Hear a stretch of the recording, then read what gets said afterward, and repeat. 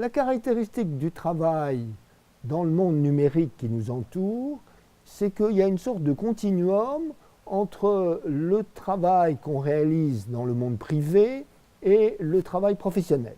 C'est ce continuum que j'appelle le travail ouvert. En matière d'acquisition de compétences, ce travail ouvert bouleverse assez profondément les modes d'acquisition des compétences. C'est-à-dire que de plus en plus, nous acquérons des compétences à l'extérieur du monde de l'éducation et de la formation. Alors prenons d'abord peut-être l'exemple le plus évident, qui est le domaine du bricolage, du do-it-yourself. Prenons l'exemple de la cuisine.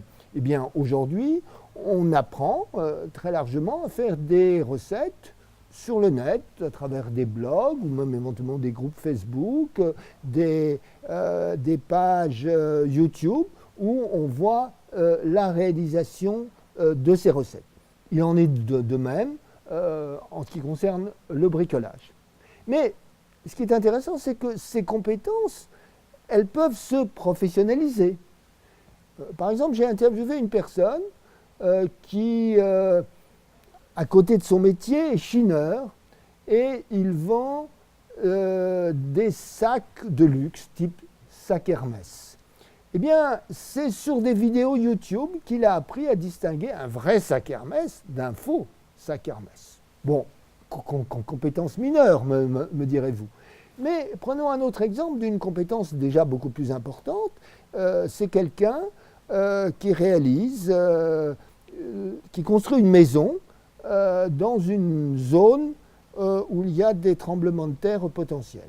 Eh bien, il a appris sur YouTube comment construire une maison antisismique. Alors, je vous conseille d'aller voir, vous verrez, il existe toute une série de vidéos sur YouTube pour apprendre à construire une maison antisismique. Donc, dans ce domaine d'un bricolage, mais d'un bricolage qui se professionnalise, déjà, on voit que le numérique reprend des traditions anciennes, mais les bouleverse.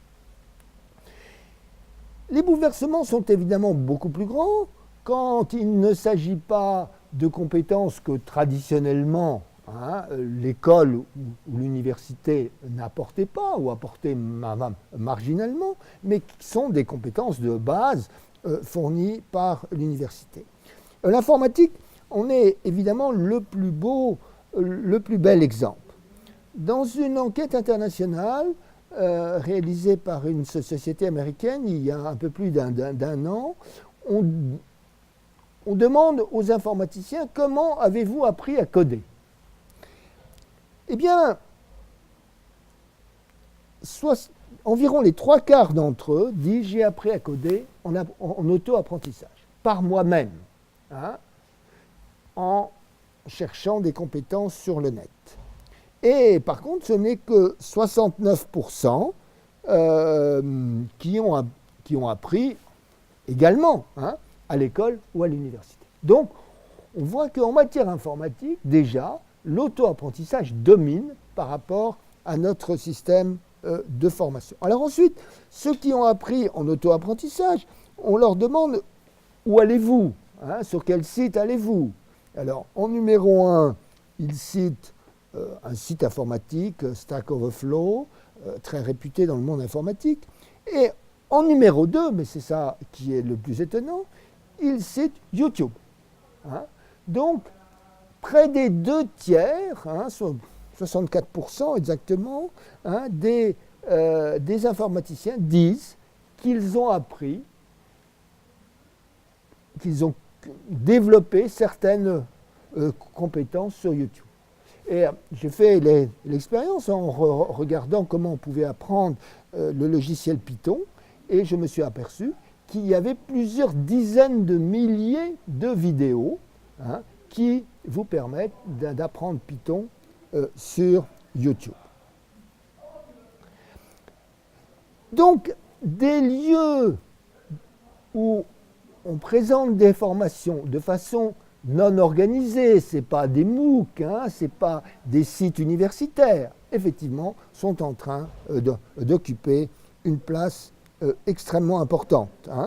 Donc, on est dans quelque chose, et je crois que c'est un double bouleversement pour l'université. Non seulement il y a des lieux qui fournissent des savoirs qui ne sont pas les nôtres, mais aussi ces savoirs ne sont pas organisés par l'institution. C'est-à-dire, bien sûr, nous mettons un certain nombre de cours en ligne, mais ces cours sont organisés. On dit, avant de faire le module 3, il faut avoir vu le module 1.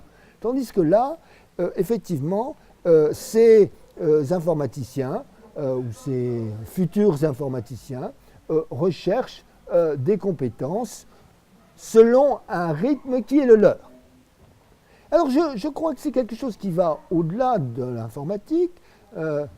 J'ai interviewé il y a quelque temps des DRH dans des sociétés plutôt high-tech, et il s'agissait plutôt de jeunes salariés, qui me disaient que pour des jeunes salariés, ils rencontrent une vraie difficulté aujourd'hui à trouver les plans de formation qui conviennent.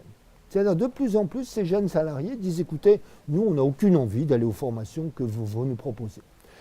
Ce qu'on souhaite par contre, c'est que quand on rencontre une difficulté dans notre travail, on puisse facilement prendre 2 heures, une demi-journée, pour chercher les compétences dont on a besoin sur le net. Donc on voit bien que là, il y a un double bouleversement, c'est-à-dire que ça ne rentre plus dans des programmes organisés, négociés d'ailleurs avec les organisations syndicales, ce qui pose un problème sur ces plans de formation. C'est plutôt des recherches de capsules de formation selon un timing qui est celui du travail du salarié. Alors ceci va au-delà du monde informatique. J'ai commencé à faire quelques enquêtes dans le domaine médical et je me suis aperçu que la formation permanente, ou plus exactement cette activité qui est un peu à la frontière de la veille, savoir qu'est-ce qui se développe comme nouvelle thérapie, comme nouveau traitement, et la formation se réalise de plus en plus en ligne.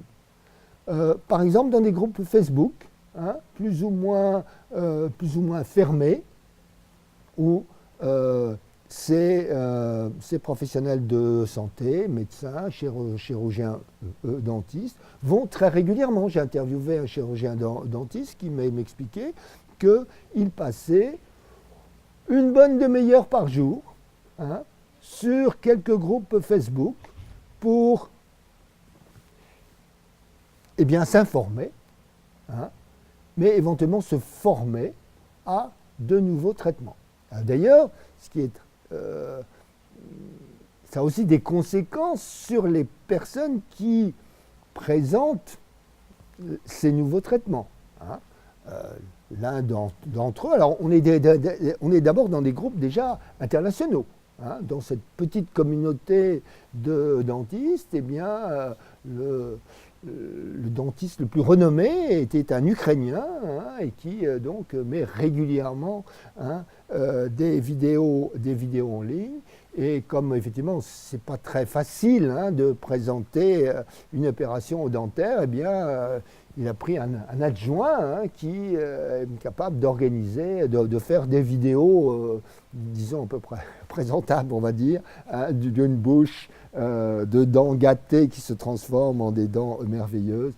Voilà. Donc, je pense qu'il y a là, effectivement, des mutations fortes et qui, vous le voyez, vont bien au-delà du monde de l'informatique, où effectivement cette veille formation en ligne est une constante. Alors les informaticiens me disent qu'ils passent effectivement une heure par jour, enfin peut être regroupé dans la semaine, à faire ce travail de veille et de formation. Alors ces quelques exemples, je dirais, interrogent profondément notre monde académique, et je voudrais brièvement soulever 5 points avec vous.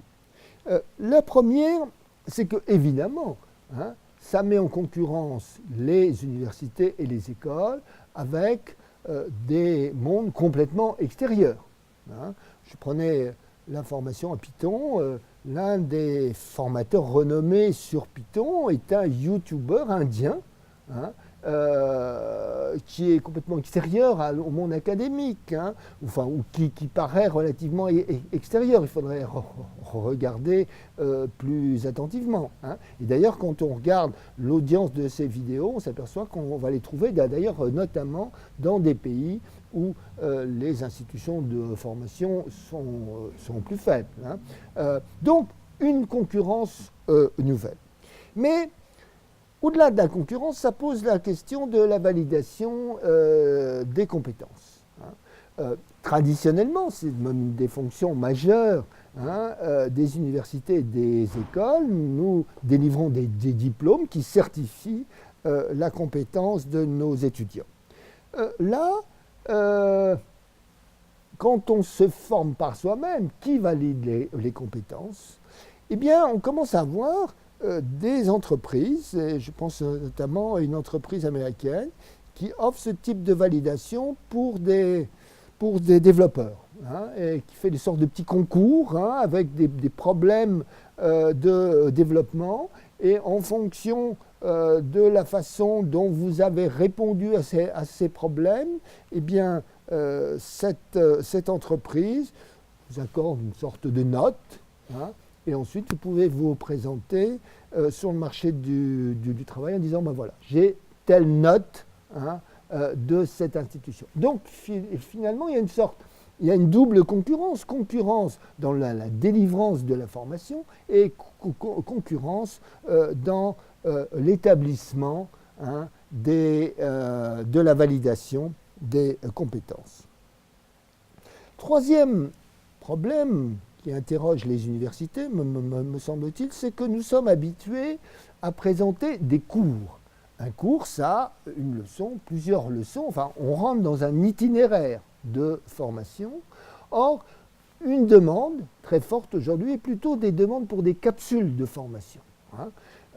Alors, prenons l'exemple du do-it-yourself, c'est là où c'est le plus facile. Hein. Mon robinet fuit, bon, je tape sur Google, robinet qui fuit, et je trouve sur YouTube une petite vidéo qui m'explique comment changer le joint. Bon, ça, évidemment, on n'a pas besoin d'une formation complète.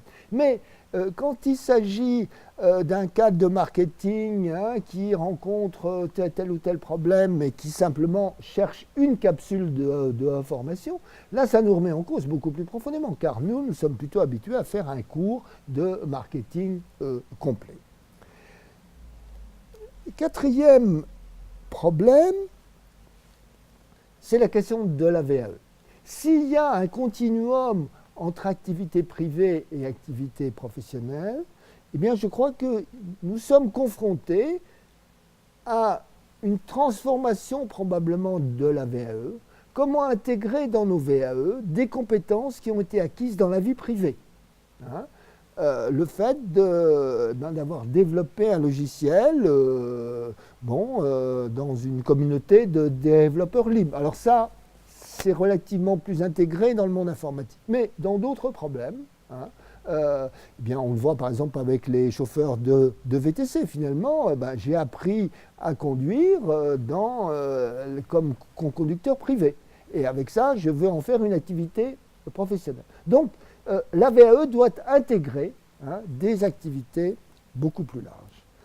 Enfin, dernier problème qui est peut-être le plus important de tous, c'est qu'à partir du moment où l'individu prend en charge seul sa formation, il y a des risques d'inégalité très fortes. Inégalité cognitive. Hein. Il est certain que l'ingénieur, hein, je vois dans les écoles d'ingénieurs qui sont ici sur ce campus, hein, beaucoup d'ingénieurs apprennent l'informatique, je dirais, à côté, parce que ce n'est pas le cœur de la formation qu'ils reçoivent. Mais ils ont le niveau mathématique suffisant pour sans problème apprendre tel ou tel langage informatique. On peut apprendre des langages informatiques avec des niveaux mathématiques très faibles, mais il y a d'autres cas où on va rencontrer des difficultés. Donc, inégalité cognitive, hein, inégalité aussi de connaissance des ressources, hein, parce que finalement, sur YouTube, si je cherche une formation, un langage informatique, eh bien, c'est le moteur de YouTube, hein, qui va me proposer telle ou telle formation, et l'algorithme le fait en fonction de différents critères, notamment un critère important pour YouTube, c'est le fait que vous regardiez une vidéo en entier. Hein, c'est un des critères de classement des vidéos. Mais le fait que vous les regardiez en entier ne veut pas dire forcément qu'elle est, c'est celle qui a la meilleure qualité pédagogique. Hein. Donc, le fait de pouvoir facilement trouver des renseignements pour savoir quelle est la meilleure formation, incontestablement, hein, crée des inégalités. Donc, vous le voyez, les nouveaux modes d'acquisition des compétences liés au numérique, liés au travail ouvert, sont à la fois des opportunités fantastiques, vont probablement remettre en cause assez profondément nos institutions de formation, mais aussi peuvent être des sources d'inégalités profondes. Je vous remercie.